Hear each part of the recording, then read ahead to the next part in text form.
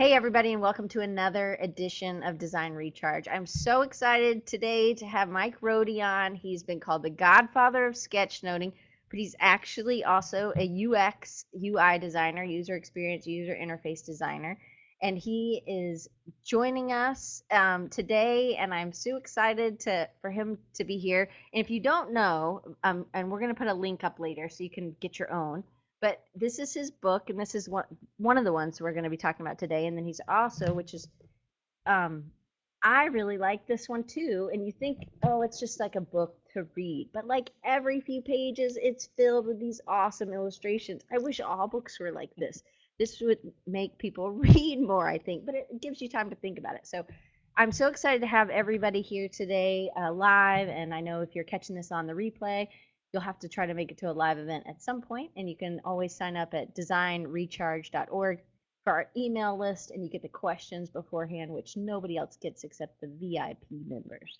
So, Mike, we are going to get started. I have a ton of questions for you. And if you guys want to ask a question, we have the chat, so feel free to type in a question, and I'll do my best. You can type it in the chat, and I'll try to get it over. And if you're new to Spreecast, I'll be able to pull up some images, and I'll tell you about that when we get there. But you can, of course, also tweet this out, get more people to come join us, and share it on Facebook, Google Plus, whatever. So, Mike, sketchnoting, that's the only way I knew you at first. I didn't realize that you were like, you did other Yeah. things. So, this is not really your full-time job. How do you how did you build this audience, and how did you start doing this, and why? Well, the audience was built really slowly. As you say, I'm a UX designer now. I started as a print designer back in the late '80s, early '90s. So I started before all this technology stuff. But our family always had PCs and computers and fooled around. So that was a good thing in that I was never afraid to try new things. So I ended up, uh, by the nature of things, being the system administrator and sort of the troubleshooter for my little design firm where we did print design and we did all kinds of things, packaging and stuff. And then I switched into web design in the mid 90s. I started working remotely for a friend of mine who was in Germany. So I got to work with Europeans. I got to travel internationally. That had a big impact on me. I did that for 10 years. So I did print design for 10. I did web design for 10. And then just recently, about 3 years ago, next month, I work for a company called Gamal Research and Design, and we do user-centered design, user experience. I'm more of a user interface guy, so I come at it from a visual design perspective, but I'm really fascinated by user experience and user-centered design and testing and those kind of things and how that impacts. So a lot of the design that I'm interested in is how does it work? Of course, I want it to make it look good, but how it works is real important. So that's kind of where my career has led.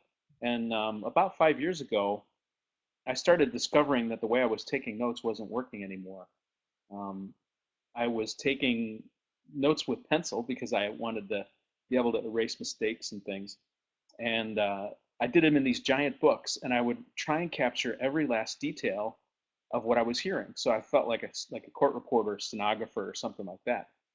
And so it just became too much of a burden after a while. And the funny thing is, when I look back at my high school, or more likely in my college days, at the notes that I took then, they were much more illustrated. So I would still write text, but I would illustrate and put drawings and diagrams all over the place. And for some reason, when I got into the business world, I just sort of lost that. I don't know why. And so I felt like note taking meant capturing everything and writing in all this detail. Even, I also started using, typing the computer to capture notes too, or to write. So I think that maybe that had some impact on the way I was taking notes, the introduction of technology to actually do that. So anyway, it became a burden to do it this way.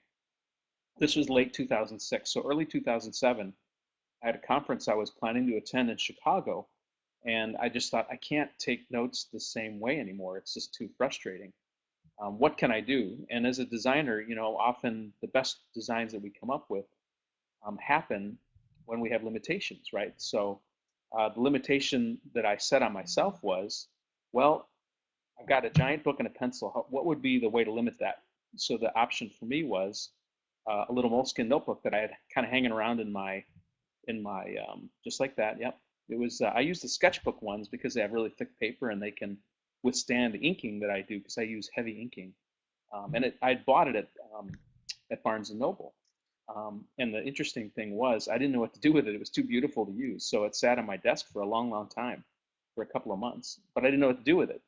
And so it was waiting for just this moment when I was trying to find a limitation. So that limitation was, hey, what if I use a little book? I can put it in my pocket. And the nature of a little book is you can't take all those notes that you used to. So I was forcing myself to be more selective and more deliberate in my note taking. The other way that I limited myself was instead of using a pencil, I switched to pen. Because when you're using pen, you know, when the ink's down, either you got to live with it or you got to turn it into something, right? So those are my two limitations, and those sort of drove the third thing, which was if I can't take the kind of detailed notes I used to, and if I have to be careful of what I draw, that also means that what I capture needs to be considered more.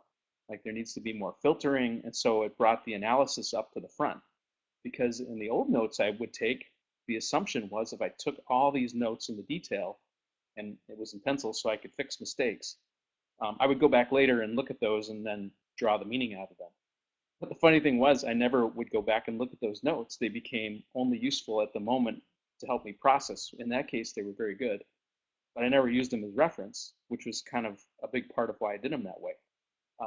So thinking through that approach was like, well, what if I move the processing instead of going back over later, which I don't do? What if I move that up to when I'm actually hearing this stuff and then putting it in context to, so if I go to a conference, I want to leave with some ideas, some actionable items that I can make a difference in my work or my personal life to be better, right? That's sort of the goal of going to these, you know, conferences or workshops is to improve. So what if I move my processing up to the front of when I'm listening to this stuff and then think about it and because I can't capture everything, I have to capture less. Be more selective about the things that I actually write down, the things that are meaningful, the things that I think that can impact my work or my personal life for the better. Those are the things I listen for and I capture those because then I will go back and look at them because there's much fewer notes. So that's kind of how it all began. I went to a user experience conference in Chicago and I just tested this theory. Will this idea work? Can I work in a tiny book with a pen, or will it drive me crazy? Will my hand be dead by the end, or whatever? So I tried it. I had a really great time. And then the next component was at the time, Flickr was pretty hot, and that was sort of the leading social media at the time. You could have discussions and groups and comments. You could favorite and things. So the natural place for that to go was on Flickr. And then that spread across the community. I still put all my stuff on Flickr because that community is still really vibrant and interesting. In fact, the Sketchnote Handbook, we have a Flickr group too we could talk about later. But you can go and put your stuff up, and I try to go back and look at things and favorite things and comment. So the component of Flickr was really important to Sketchnote spreading. Number one, because other people could see the work. They could, if they were there, they could look at it and they could say, oh yeah, I remember that John said that, and that was really impactful for me. And the funny thing was, even if I didn't capture every detail that they heard, for them to be reminded of that moment helped them to bring back memories too. So it's really kind of interesting. I started getting comments from attendees, and then speakers would notice it too, and were starting to comment and favorite and stuff. But the most fascinating part was people that were not at the conference, people that were had heard about it or were thinking about going, would see the notes and read through them, and it was sort of a way for them to understand, like, hey, this is a cool conference. I want to go to this when it comes to my city, or what, you know, they could even draw meaning immediately from those ideas. So it became sort of a documentation of the moment, even though it was originally just a personal thing for me. It was helpful to others. And then that made me realize, okay, there's something going on here that's bigger than what I've just done. Let's see where this goes. So I kept on sketchnoting and posting. That's how I ended up sort of being discovered by 37 Signals. One of the next conferences I did was at a conference called the Seed Conference in 2007. It was a few months later.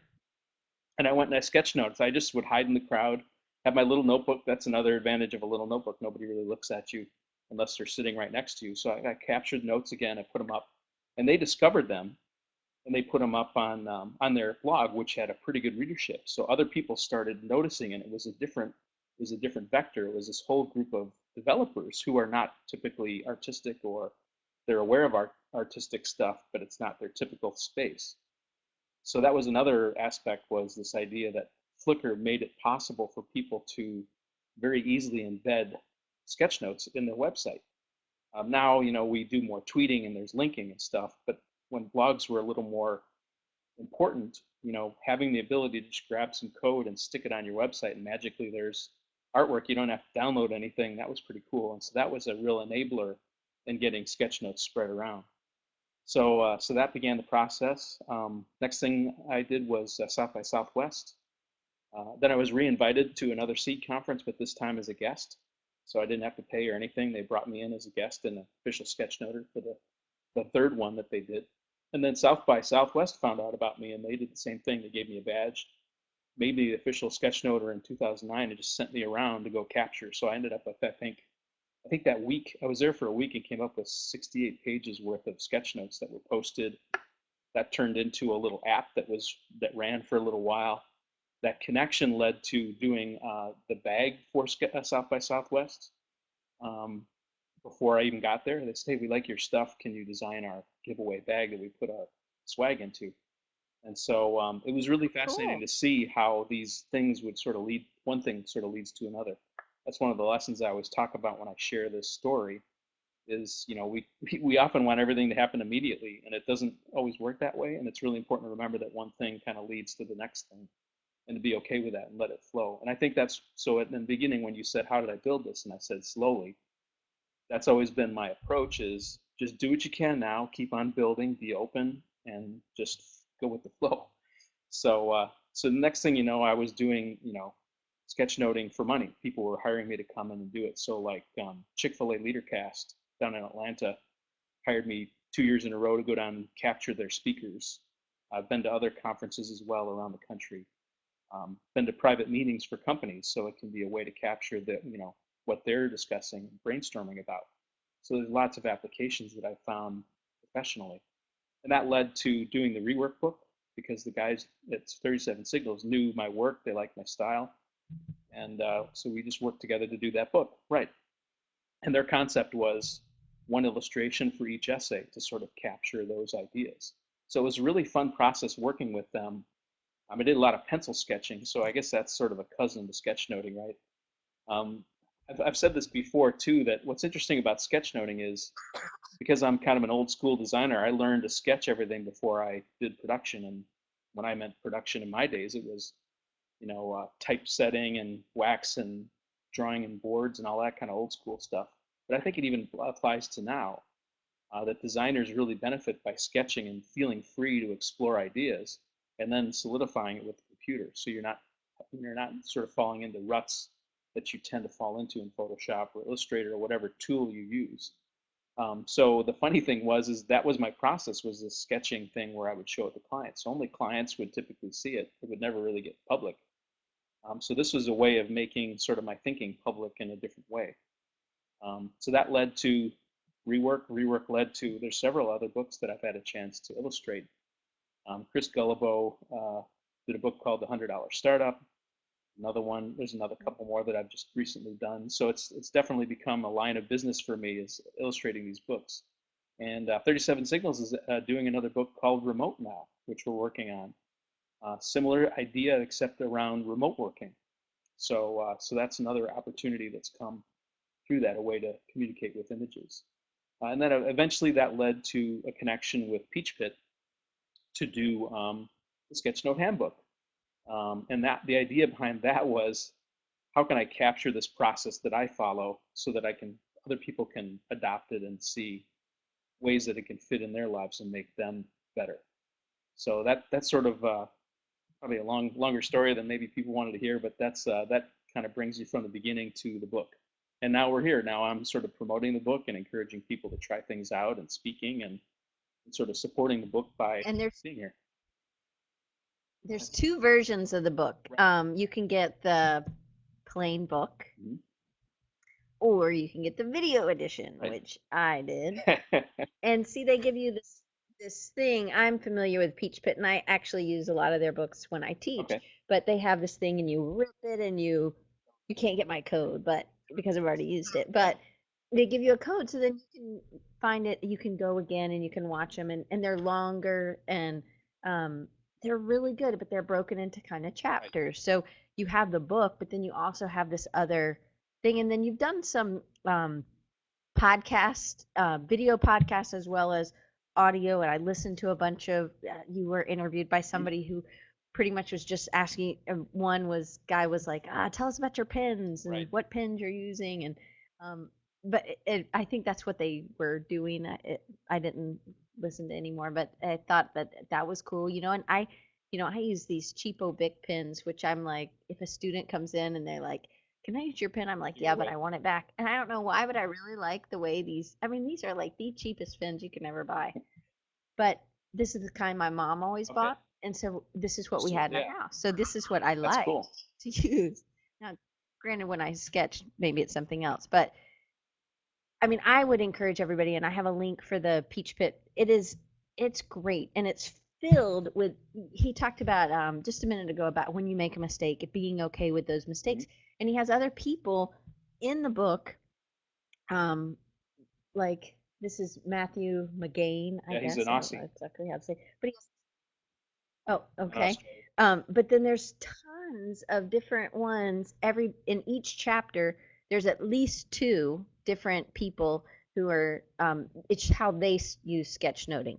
But I think what is amazing is that it's not just for designers. I mean, Right. designers can definitely use this, but actually, this could help. It helps with retention of information. And as a designer, I need that when I'm meeting with a client. So, or when I go to a conference or in a meeting or I mean, there's so many times when we do this, but if we could get everybody to do it like this, people would retain more information. And there's a fact in the book. I know it's Mike, you said it wasn't like super like scientific, but can you share that fact with us? Yeah, it was a very small sample size, so I think a scientist who would look at that data would probably, want to see more testing done around it. But the story was in the Guardian from a couple of years ago, and it was a group of people. I think there were 80 people, and they split it in two groups of 40, or maybe it was 40 and there was groups of 20. So I mean, it wasn't either in either case, it's a pretty low sample size. But so they took this group of people, they split half,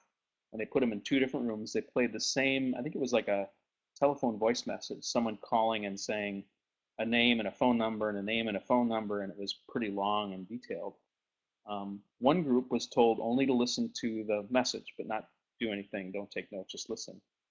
And the other group was given sheets of paper with rectangles, I believe, and they were told just to draw hatch lines or to draw in these boxes. Like they weren't writing numbers down, they didn't have any kind of advantage over the other group in any way by writing things like numbers. But they basically kept themselves active. They were drawing inside of a space, and they found, I think, that it was 29% better retention by the group that was cross hatching in these boxes. So I think it sort of points to, or at least suggests that, and I've heard this many times when people see the book or talk to me, is they feel like they remember more when they doodle, even if they're not doing doodles that make any sense to what they're hearing. It's something about the kinetic action of moving your hand and doodling sort of wakes up part of your brain that maybe is turned off if you're just passively listening. So in a way, it's like active listening. It's, you're being active with your body. It's sort of enabling your whole body. It's keeping you dialed into what's being said. And I think it only improves. I'd love to see a study where they maybe have, you know, maybe three groups and the third group's doing sketchnoting where they're actually trying to convert stuff. And I'd be curious to see how that would impact. But I think there's something about that kinetic movement of your hand and your body that I always feel much more engaged in things when I'm trying to sketchnote and process. It just really engages me more, and I've heard that again and again from others too. So I think that was interesting tidbit. The book is definitely not a research book. It's a practical how-to book. You sort of touched on this before, that it's not just for artists. One of the goals that I wanted to have for the book, and my editors too, was how do we reach a lot of people? There's tons of people with visual abilities that just don't use them.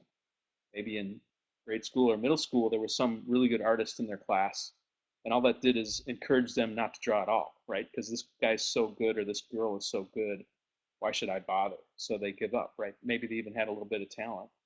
And I think we all have some level of drawing and visual ability. So one of the goals was, how do we draw these people out and have them give this a try and find out if it works for them?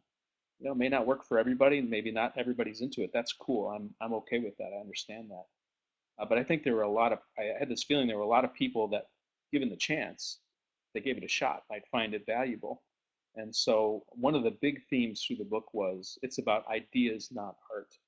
Because I think often people get hung up on when I show them stuff, oh, that's art that you did. Well, yeah, it is because I've had a lot of time to practice it, and I'm a designer, so I'm bringing those talents. But that doesn't mean that rough drawing is somehow not useful. In fact, it's very useful, especially for yourself when you're capturing and it's helping you remember things. So that was a huge message we wanted to get across, that this is not about art, it's about ideas.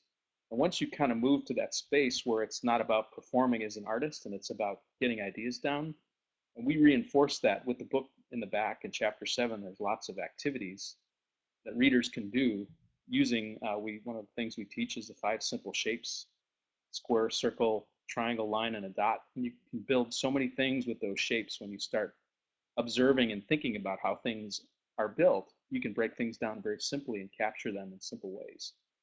We talk about quick ways to do typography, quick ways to draw people.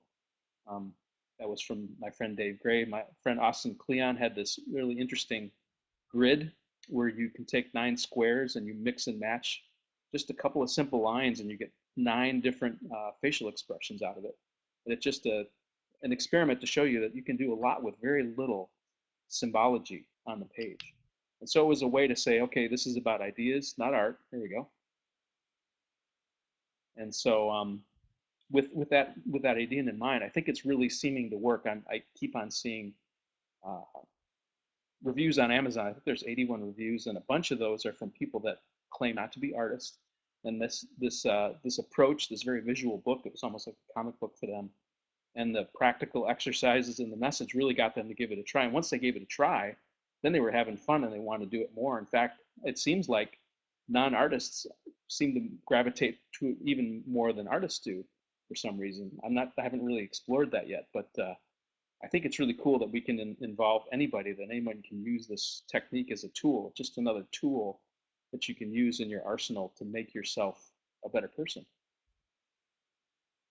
And I also think in school or people who are trying to improve in the business place and anything, again, just like you were saying, you never went back to your other sketches. Mm, This is something you want to go back to, and actually that helps with retention too. The more you go back to the sketches, you can add things, and the more you engage afterwards, it's it just plays more on. And that there have been studies that show that, like, um, that is definite. And as a designer, I'm sitting down with a client, I take a ton of notes, and then I always go back because I may not remember exactly what was said 2 weeks ago when I start working on the project.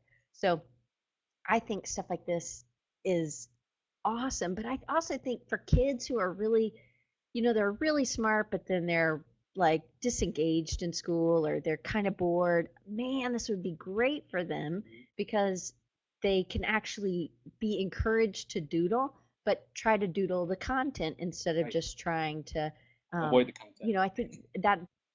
Right, right. And I just think that if teachers from the get-go would teach this way, wow, I wonder if people would perform better. And I know in high school sometimes it's just like, oh, you know, tell me what the answer is. I just told you what it is, now repeat it back to me. But I think they're trying even more, even in like second grade math here in Mobile, Alabama, they're doing critical thinking at that lower level, which I think a lot of places around the United States they're doing this. But that I think it would engage students a lot more and hopefully help people even in the real world when they get out. I think so. I think I've heard a couple of stories where parents have bought the copy of the book, and when their kids find it, they steal it, and they disappear with it, and they don't come back for a while. So I've heard that many times. There's one mom that contacted me. We had a long interview. She's a freelance writer, and she was so excited about the idea that she wrote an article about it. And one of the things that her daughter ran into was she had a paper to write. Her mom said she had to write a paper on the missions of California, like the impact, historical impact, and other stuff. And her daughter had writer's block. She was like 8 or 9 years old and had writer's block about this report she had to write. Didn't know what to do with it. And the interesting thing was her daughter said to her, "Hey, mom, is it okay if I sketchnote the talk?" And she was like, "Yeah, sure," because apparently they had gone through the book together. And so what the daughter did, from what I understand, is she sat down and I think she drew like a map of California and then marked all the locations where the missions were and started writing facts about each one and how they impacted their local society. And then I think it's likely that she was starting to look around, hey, this happened around the same time, and started making correlations between them. And the thing was, is by putting it all down visually like that and sketchnoting it out, it helped break her past the writer's block. And then once she could sort of see it, then she could start to write. And then she took the sketch notes and using those as a guide, wrote the article. I don't know that she included the sketch notes as part of the report, but it was a tool to get her from not having any way to express herself to having a way. And I think that's another valid point about sketch notes is, and sketching too, I think that's a really big thing with sketching, is this idea that you, even if you disagree about an idea, it's really dangerous when two people are talking about an idea and they just have it in their heads, because we could talk about the same things, we could use the same words, and the idea in your head might be completely different from mine, or at least different enough that it's a problem. And the value of putting a sketch on the paper, which I use for clients all the time to get their approval, is we at least have, in the worst case scenario, we have something to argue about, right? We can disagree about what it is that is on that paper. And then we can work towards unifying our vision and coming to a solution together, right? It's not only does it bring in the client and help them understand and feel a part of the process, it really helps both parties to kind of come to a central agreement. And I think sketchnotes in a way can help there, where if you had multiple people in an organization taking notes and using sketches to augment their notes, and then sitting down and sort of going over it like, oh, I didn't think about it from that perspective. They can become a central thing that you discuss and you sort of come to an agreement on. So there's even value in that as well. I think people when they are doing stuff like this, there's Alma. When people are doing stuff like this, the collaboration, I might hear something different than you. So then when we compile our notes, it's going to be even richer. And again, just another way to connect or another way to retain more information or to because the more we can retain, the better we can use in our daily lives or whatever we're working on for each client or whatever test we're studying for or something. If by physically doing and listening and then you have a visual, you're actually doing three of the learning styles combining together, which the more learning styles you can um, combine help you to again retain more information. And a lot of times as a designer, I'm totally trying to remember, oh, I remember where she was sitting and I remember where he was sitting. And then you're trying to, I have a mute button so I can, when I About cough, that, I I can should be doing turn that. mine off. I'm naughty. No, no, you're fine. We can barely hear you coughing. Keep coughing. But I mean, not too much. Um, I'm just playing with you, but I want to show some of your work. So this is from South by Southwest, this image. So I'm going to pull some images up. If you're new to Spreecast, here's what happens. I pull the image up. You can actually see it. Drag your mouse over it, and it'll say drag window here. And then you can move it wherever you want. You can put it over my face. You You can put it put it over over mine the when I'm chat. You coughing. can. A little something to drink it. Oh, you need more water. That's empty too. So this is from 2008, Yeah, this is the first ones that I right? did. I think so. The page you see on the left was probably a little more of an illustration, where the stuff you see on the right was more sketch notes in the event. So I went to Naz Hamid, who's from Chicago, gave a talk. This is the first talk I ever saw at South by Southwest, and so I was just trying to capture some of the meaningful things to me that he was talking about and some of the imagery that was coming into my head. And then on the left, there was downtime in between in in the hallway, and so I just took some time to sort of capture sort of a title page to say, okay, this is what this whole thing is about. And so that's what this is. One of the first, I think this maybe was the third set of sketch notes that I really was doing intentionally. So it's a lot of fun to see what it's like, how similar And it is, and how different I do things now. And this is, he gives some tips in the book. So get there early. He says sit under a light, sit near the front. That would be awesome if you're in high school and you say, "Hey, I want to sit in the front," or in elementary school or in college, you say, "Hey, I used to I know that I asked in history, the 400 people history class, I asked to sit at the front because I said I have attention Mm, problems. So I knew if I was in the middle, I'd be gone. So it helped mm, me. So I thought that was neat that you said that. And everybody in every other sketchnoter in the book, they give tips. yeah. So they're giving tips, Mike's giving tips. It's amazing. So this was from 2008, and then this one is South by Southwest 2012. Yeah, you can see here. This is I've put the title in the top left here. And so one of the suggestions I have for when you get there early is you can prepare the title if you know what the title is, so that when they start, you can immediately start capturing. And I've learned that through bitter experience of showing up right on time, and then I'm scrambling trying to do this title. The other solution is if you don't have a choice, like I know South by Southwest can get full really fast. Another solution that I found is just to leave a space up there and begin. And when you're done with it, then you come back and do a title in that space. So that's another way to not feel, because you don't want that to distract you from listening and capturing the ideas. So um, this is sort of a more recent sample. I'm always mixing sort of a varying degree of illustration and writing and typography. That's what I tell people too. Is if you feel like you're not an artist, you can vary the degree of illustration or sketching that you include. So if it's a really heavy meeting where there's lots of talking and lots of ideas, and maybe you don't have the time to illustrate things, you can do it later. You can maybe focus on text and add some tidbits when you have a little moment in between an idea. So all the way to being super visual. I just posted something on Sketchnote Army yesterday. It was a friend of mine who did sketch notes in a long meeting about Scrum and Agile. And it's like this beautiful illustration, but it's all visual. So you can sort of dial it to wherever it makes sense for you and not feel like you have to be all art or all text, or you can go anywhere in between that makes sense.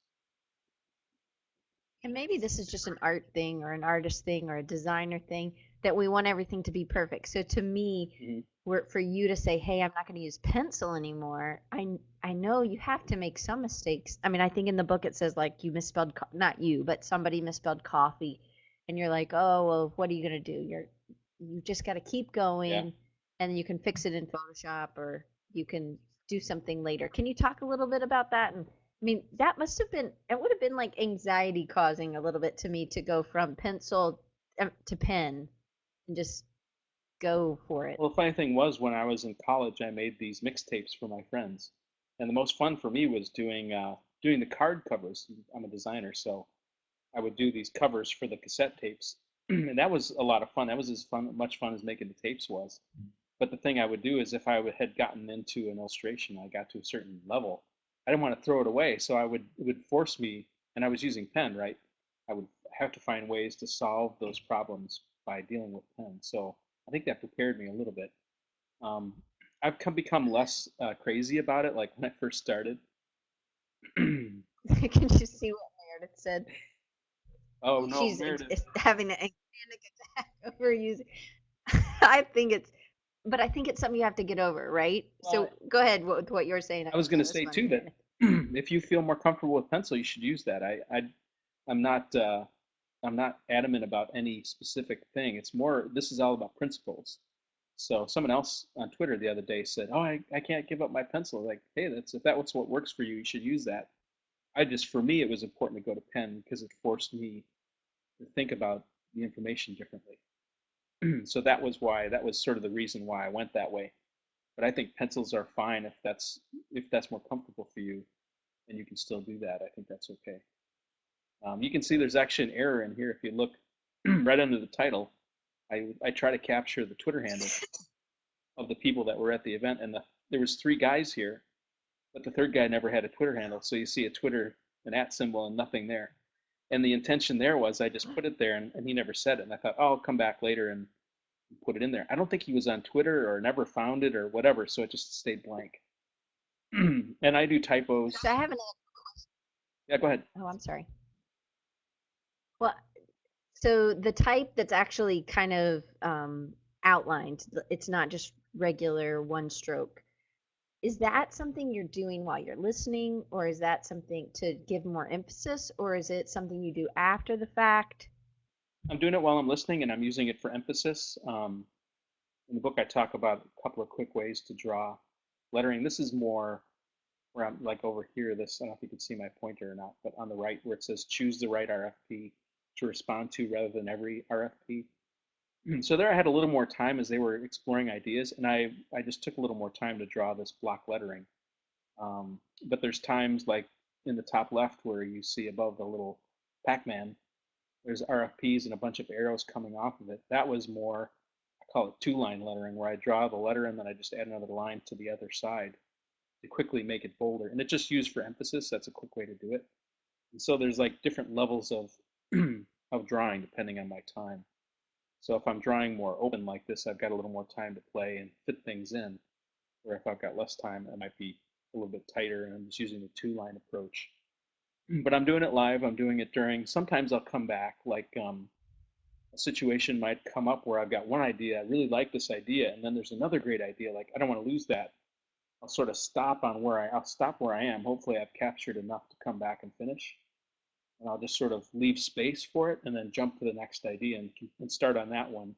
And then as, you know, a lot of times someone will make a point and then they'll go into detail about it. While they're doing that, I'll kind of come back and fill in those details, either on the one I left or the one I'm finishing up, and just sort of work. And if I have to, I'll come back at the end and I'll kind of review the notes and I'll fill in the detail.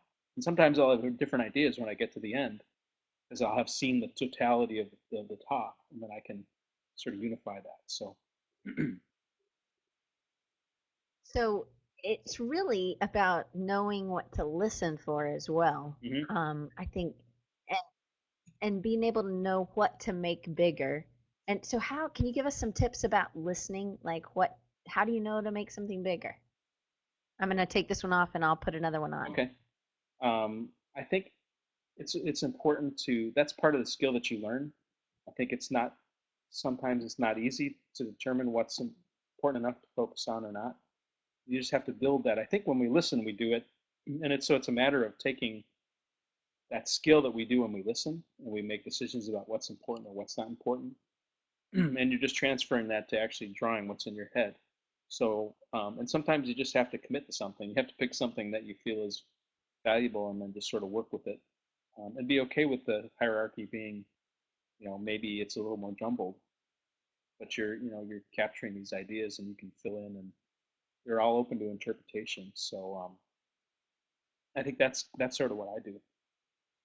The image you see now is another application of Sketchnotes that I've been trying, and that is sketchnoting when I travel. So I've done this on an Alaskan cruise. I've done it in Washington, D.C. This was a visit to Portland. We went to Old Town Pizza. So you see, I actually took a picture, and while we were waiting for our pizza, I looked at my iPhone and I drew the sign. And then I just started writing notes around it using my, two-line lettering technique for the headlines. And you can see, even if you take a quick glance, that wherever I've done this bolder lettering, it sort of gives you hierarchy and structure to know where the header points are, and you can jump to that if, say, you're not interested in pizza and you want to jump to the delivery bike that I saw outside the pizza shop. Those bolder areas give your eye some resting place to go to. And then you'll see on the right page, I've even added little icons next to the titles to give you some idea what that subject is about. So in this way, I'm not listening to a speaker, I'm experiencing something, and I'm turning that into a visual record or a map. So this was my way of remembering being in Portland and going to this pizza shop and what did the pizza look like, and this funny bike that I saw sitting out in front of the pizza parlor, and then observations later on that I was making about the city and the people. So I've done this in a variety of ways. I think don't you have It one? sounds like Go ahead. you're putting into practice. You're just practicing, and the more you practice, the better you get. There's You have the Chez Chez Panisse one? Panisse. Yeah. There's Washington, D.C. Yeah, is that the one you want? Chez So Panisse. so this This one's, I mean, they're all beautiful, but this one rocks. well, this is another application or practice of the idea, and it was I was on a business trip. We were in Berkeley, California. Alice Waters has this great place called Chez Panisse. This was actually at the this is at the cafe, I think they call it, because you can actually get in without a reservation. And it was available. We could go, so we went to Alice Waters Chez Panisse, and the idea was sort of a mini version of a travel log, except it's like a food log. So we would have a course, and then I would try and draw what it was that we had after we had it, because there was a little time between. And then I would, after we were done, I filled in some of the details. And it was just, again, a way to capture this experience, because I think anything that we can process and think about can be turned into a sketch note, um, either for business, be it a conference, it could be a workshop. In this case, it's just proving that, hey, this idea works for other things, and it's a way of capturing an experience, whether it's a speaker or something you eat, right? So it's just another exploration of where can I take this idea? Well, and I think it's, people who aren't necessarily artists. Just like you were saying, hey, I could take a picture with my camera and then I could have something. Mm-hmm. Sometimes a lot of people don't understand about transferring it from the Right. 3 dimensions to 2 dimensions, and that's really difficult. So if it's already done in a photograph, sometimes it's usually easier to That's a draw. good point. And again, the book really makes it so that it's not about being an artist. It's about using circles and squares and rectangles and triangles and lines and dots that really you can really make anything with these. And I think the people, I really like the way the people, like just this, people with like long line legs, they're running and you show activity, and I think that's really neat as well in the book. um Let me pull up this one from DC, I think. So this is kind of another travel log. Right. So this was done before Portland. This is one of the well, this is one of the second ones. So so my wife and family and I went to DC. I had some business to do there, and we wrapped a family vacation around it. And we stayed in Foggy Bottom, so you can see right here is the little neighborhood where we stayed. So again, I was kind of making use of all the technology I had. I just we're walking down the street going to the metro, and I took a picture. And what I would do is, because it was so busy during the day with the kids looking at things, it wasn't always easy to sketch things. Sometimes I would, like if the kids were doing something, I could draw like a lion or something. But a lot of times I would take pictures and maybe take a few notes in my iPhone or something. And when I would get home, when we got home to the hotel, I would sit down after the kids had fallen asleep with my book and transfer all my thoughts into the book and start building this sketch note that you see here. So some things came from pictures, some things came from my memory, like this idea that DC is sort of built around circles in some places. The drawing of Foggy Bottom, I think I went on Wikipedia or something like that and found the picture on Google. And then the line, I was actually there drawing that in person. So I mean, it's kind of a mix of things. My legs and how tired my legs were, I just drew that from memory. So it's kind of a mix of different stuff.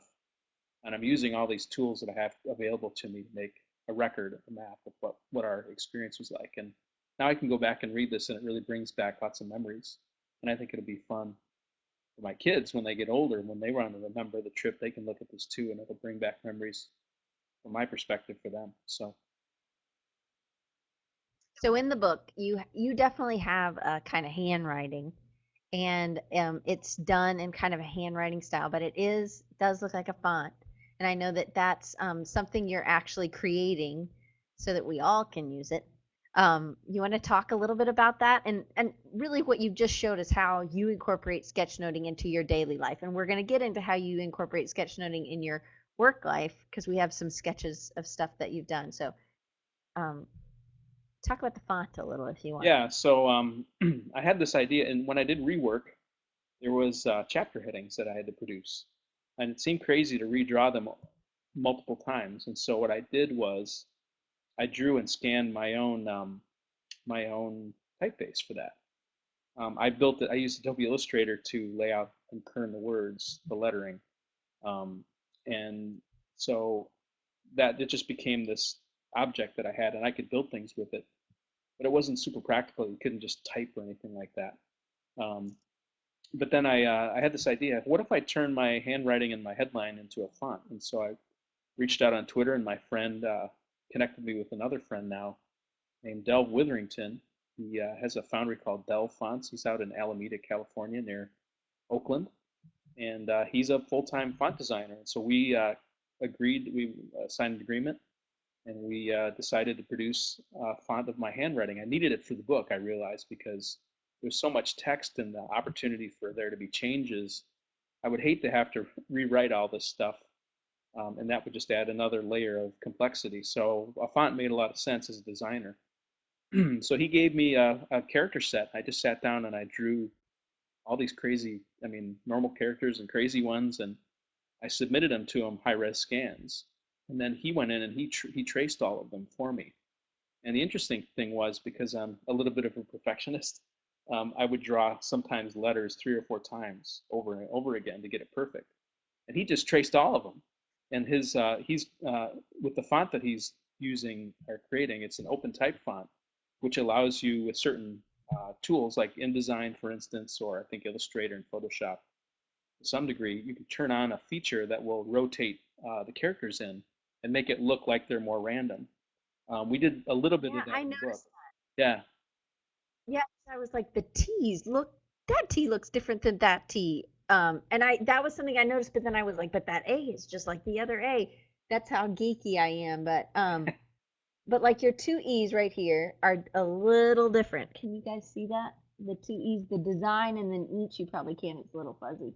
But they're a tiny bit different. But I knew that there was multiples, and that's really cool though. It helps it to look more organic. yeah, and that's the intention. I mean, it's not, it wouldn't be completely random, but it's sort of some kind of an algorithm that the software is using to pull different characters in a rotation or something. And so Delve knew all that stuff. He's really great at font building, so it was a perfect partnership for me to draw the stuff, and then he could do the production because he's really good at that and all the kerning pairs and stuff like that. So we did a regular, a bold, and an italic with the font, and then there's a fourth font that we're. These are all almost ready. He's working on them right now. He's going to a typo, I think typo SF. So when he comes back, I think he's hoping to finish it up. But there's also a headline font, which you see in the book too, which is that bold lettering. And I just finished doing all the crazy Mhm. characters for that as well. Um, and so like ligatures and umlauts and other things like that. So yeah, Delv is he's a great guy. So that's going to be going up. We're thinking probably May. You know, it still depends on how his process works, but you'll be able to buy those family is a family of four or individually. I think he has an idea on pricing. We have to finalize that, but we should be having that pretty soon. So I'm really excited about that because I think a lot of That's people have been asking about the font, and it well, made a that's really huge cool. difference. Yeah, I mean, if I had not had the font, it would have been probably at least 20 to 30% more work at least. So that made a huge difference in production. How long did the book take you from start to finish? I know you had a lot of other sketchnoters. They were asked to, you gave them probably the dimensions, and then they were asked to write their tips, what they use, the paper and the pens or pencils or whatever. How long did the whole thing from you writing it to all of the production take? Well, it was the whole thing from the moment that I talked to the acquisitions editor at Peach Pit Nikki was probably a year from beginning to end. The actual work when I actually started writing and thinking about it, because about 3 months of that was proposal stuff, writing the proposal and tweaking the proposal and all that, and going through channels. So it was about 7 months of pretty intense work from the moment that the contract was signed to delivering files. And I did all the work other than editing and feedback. So I wrote all the manuscript, worked with editors to get that right. Then I took the manuscript and sketched out the whole book. So I've actually got PDFs of the whole book in sketch form. And then using those sketches, I went and sat down and inked out all the bits and pieces, scanned them in, put them together in Photoshop, and built the pages. And then once I had the pages built, then I did the production work, dropping those Photoshop files and building some things in InDesign, like I did the index, I did the front matter, all that stuff. I did all that stuff. So I'm kind of nutty, but it made for a fun project because I could put my fingerprints on all the bits and pieces, and it was a lot of fun to have the editors and the people on the other side really helping me to make it all work together. So it was really definitely a team effort, and I was really happy with the way Peach Pit helped me and really sort of was looking out for me when they produced the book, and I think it turned out really great. That's awesome. Well, there's a link over there so you can purchase your book. Yeah, definitely check that If, out. yeah, I I should, get the video edition. yeah, For me.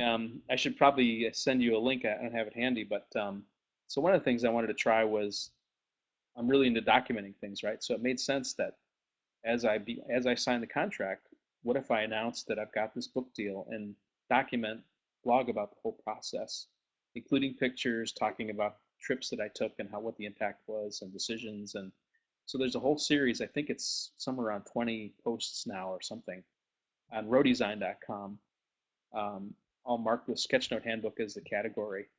Um, I think if you go to the rohdesign.com/book, way down at the bottom, there's a link that will take you to those posts.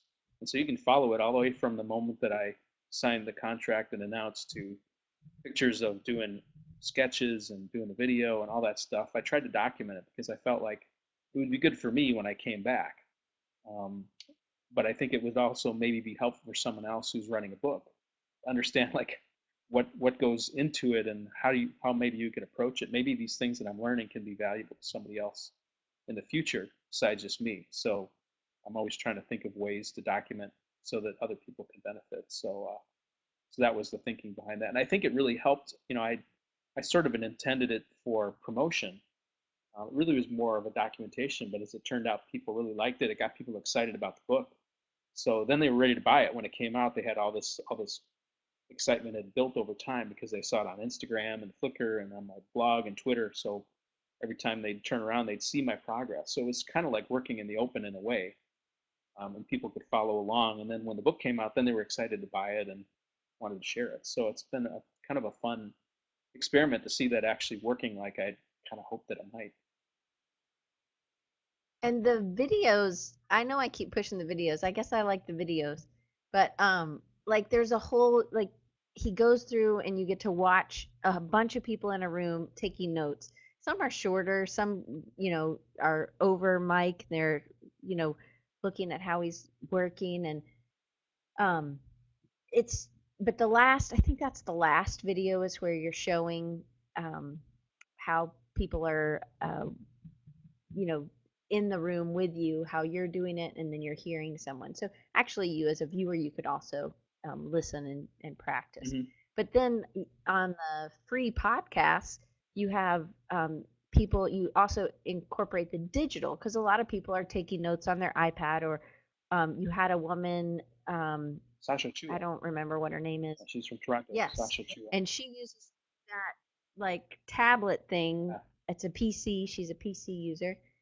Um, but she talks about that and she really liked, and she does sketch notes on that, which I thought was really interesting. Yeah, I think there's So lots of there's all tools. kinds Yeah, of stuff and we've people are it incorporating. sounds like we've got 10 of those episodes. I think there's 2 or 3 left that are coming out yet. And Peach Pit wants to do 10 more. So my buddy Brian, who did the video, he also is doing the podcast. So we're gonna pick 10 more things and do 10 more podcasts teaching people to draw and sort of exploring different ways that podcasting can be done, having interviews with people. I think those are always fascinating to hear. So that should be a lot of fun. Definitely. Well, we only have like 6 minutes left, so I want to talk about a few more things for sure and show some of these images. And one thing, like one of my first things I asked Mike during our test was, where can I get one of those cool Sketchnote moleskins? Because I wanted the Sketchnote one. Because if you look, it has like the little tips on the left-hand page, and it shows how to draw things. Not that I don't know how, but boy, it would be really cool. And I would buy that. I was like, where can I mean, I looked for it. I did searches, Yeah, went to Moleskine, did it not was a find it. limited You want edition. to talk about how you got this? Yeah, that just sort of was. So this is again a story of one thing leading to another. I went to an event in Pittsburgh last year called the IVFP, International I always forget what it is. Basically, it's visual professionals, and it's more graphic recorders. So they're the people that work on big boards. They use color markers and they tend to work big. But we're like cousins, you know, and they invited me to come and keynote and talk about sketchnoting. So I did. I met a bunch of people there and they had a custom Moleskine made. I had no idea, but apparently Moleskine has this whole they have this whole division or this whole program where they produce custom things that help promote Moleskine and things that help, you know, people be aware of their stuff. So I just reached out through them and said, "Hey, Moleskine, would you like to do, you know, a book of some kind?" And they were really curious about South by Southwest. They hadn't been there. I said, "Hey, what if we do a short run of these sketchnote books? We can brand it with your book. We'll get support from Peach Pit. We'll support it. You can tweet about it, and then we'll give these away at South by Southwest." So we did it, and I did the production art. I used a lot of the elements from my book.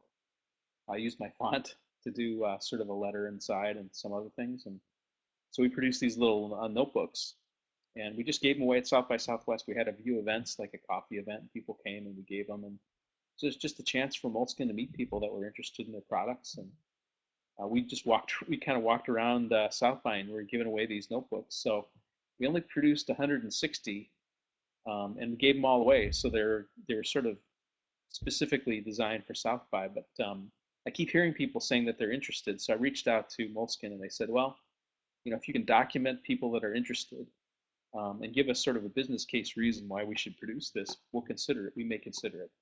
That definitely, you know, never any guarantees, but so I'm sort of mulling on ways that I can capture people's interest, whether that's a MailChimp mailing list, so that people that sign up get early access, or it's some kind of a survey or a form or something, some way to document this is a person's name and their email, and they want one of these books. We can go to Moleskine and say, yeah, there's 200 people that want this, or whatever it is, to give them an idea. So that's something I'm sort of trying to brainstorm. So if you guys have ideas and you're interested in one of those books, I think Diane, I think you have an image of what those look like, or you can go to the site. One of the more recent posts is about it. So if you'd like one of those, definitely let me know if you have ideas on how we can promote that. So And you know, Mike, if ever it does come up, I'll put a link on my site. If you just want to link to a email list or whatever it is, if they're ever available, or if you ever want to try to build that list to prove to them that yeah, people would want it, yeah, that's good to just know. let me know and I'll put it on our page Okay, good. so that we can get some people. There's a couple more images that this one's absolutely my favorite, and it's now my screensaver. I have too many people. But this one Oh, is I think Mr. T was like my favorite A team member. oh, really? And yes, and I was like a team. That was like I was in fifth grade, and I loved the A team. I was real tomboyish. But this reminds me of Mr. T minus the mohawk. Yeah, But I think this is awesome. And you again, it's simple illustrations, and I just love them. cool. Well, good. I'm glad that you do. It But seems like people like you it, so gotta try to keep doing it. definitely. But what I love about this is, and you guys should pick this book up as well as some of the other books as well, but it's every few pages you see another illustration. So now I can actually take in the information that I'm reading and I have time to process it in that illustration. And instead of just going quickly to the next chapter. Because sometimes when I'm reading a book like that, I don't always take notes. Mhm. Sometimes I take notes in the margins. I don't know how y'all feel about that or not. But okay, so now we'll go back to some of your sketches before how you kind of use sketching and sketch notes into your work. So this is your sketches for Red Sweater. Yep. My friend Daniel Jalkut, software developer. So then you just did a ton of sketches, and these in pencil? Yeah, these are in pencil in a little bit bigger book. I think there were actually, I did 6 pages of sketches because there were 3 rounds. Daniel was a tough client, but we came up with a good solution in the end. So yeah, lots of And sketches and notes. And those get shared with the client too here's as a final. So is that how you present to the client? You show them those before you, or do you work up comps and show them those? I worked through the pencils. I found that I was kind of selective about the clients that I picked that could handle it, and even if they couldn't, I would sort of show them the sketches in process, and I would always include lots of detailed written notes because a lot of the clients I work with were remote. They weren't people I would meet at a coffee shop. So I would use Basecamp. I would post the image of sketch up and then number. You notice that those are all numbered. I would then put numbers in a Basecamp post and then have rationale for each one. And a lot of times it might be, this is a terrible idea. We can't do this one. So I would sort of go through and say, I had to explore this idea. I thought it might work. It's terrible. Let's not do it. Number seven, and then go to that one, and then give my favorites. And so there's this whole rationale behind the sketches. And I started publishing that on the blog, and I think that actually drew people that were interested in that process. So in that way, it was sort of self filtering, I guess. Well, and it's also very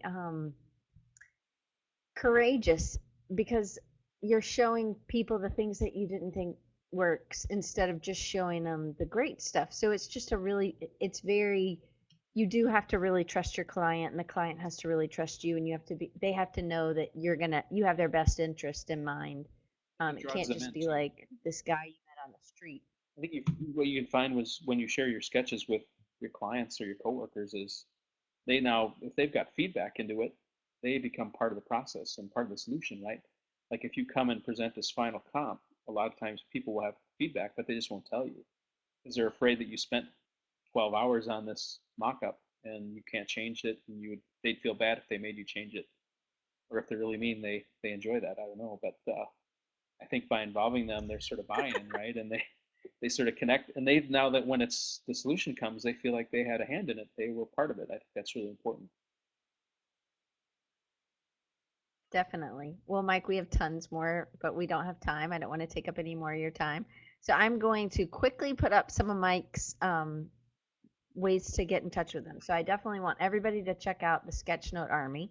So and he wrote, that it's been around since 2009, but this again is where people can post.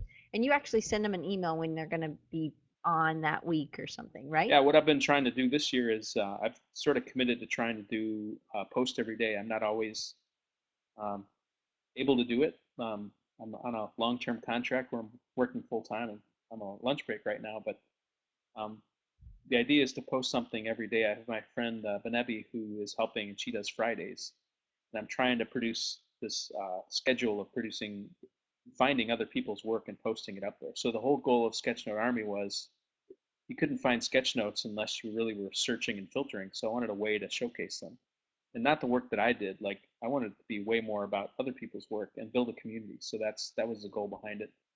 And the domain was free, so I started it, and it's been going strong. And I can see the traffic and interest improving by producing things or posting things daily or close to daily. So I think That's today awesome. I didn't post anything today, so now I'm feeling guilty. But 3 to 5 days a week, I felt that was pretty good.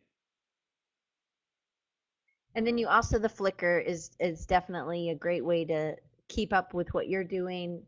Mhm. And then you're also definitely posting your sketch notes. And then again, I want to put up your roadie design, Mhm. which I think is really cool. How you were able to put your whole last name in, combine it with designs. That's great. And then he's also on Twitter, on Instagram, and on app.net Mhm. as well. So all of those are right here. And Typically, you I can look guess I for have row design. Sketchnote. You can find me as row design in most every place. So I have a Pinterest. I haven't figured out Pinterest totally. I like it, but I haven't figured out how to work it into my workflow. So I put things up there on occasion, but there's just too many places. So if you look for row design, I'm probably going to be there if I'm there. You definitely kind of have to choose. Well, guys, thanks again for coming and staying 5 minutes late. And thank you, Mike, so much. This has been great. You guys can get in touch with me at Diane at designrecharge.org or at Diane Gibbs or any of my Facebook. Oops, I just hit the wrong button. Um, sorry about that. Um, sorry. Anyway, so that's how you can get in touch with me as well. Mike, can't wait. And next week we have Keith Tatum. Get ready again to be inspired. And I know that Keith actually teaches some people sketchnoting in his company that are accountants or whatever. Good. That's So I awesome. know he uses some of these same, yeah. So he's really, it's just simple shapes, things like this. So I know you've touched a lot of people, and I am just very thankful to have had you, Mike. And I hope you keep going. And I hope there's a number two at some point, and I can't wait to read all the rest of them. Thanks, So Diane. I hope you guys pick up the books. Definitely. Have a great day, And we'll everybody. have you on again because we didn't get to half of our questions. That's okay. Thanks, guys. Anyway, thank you so much, Mike. And I will see y'all next week at 2:30 Eastern Time, 11:30 Pacific. Bye.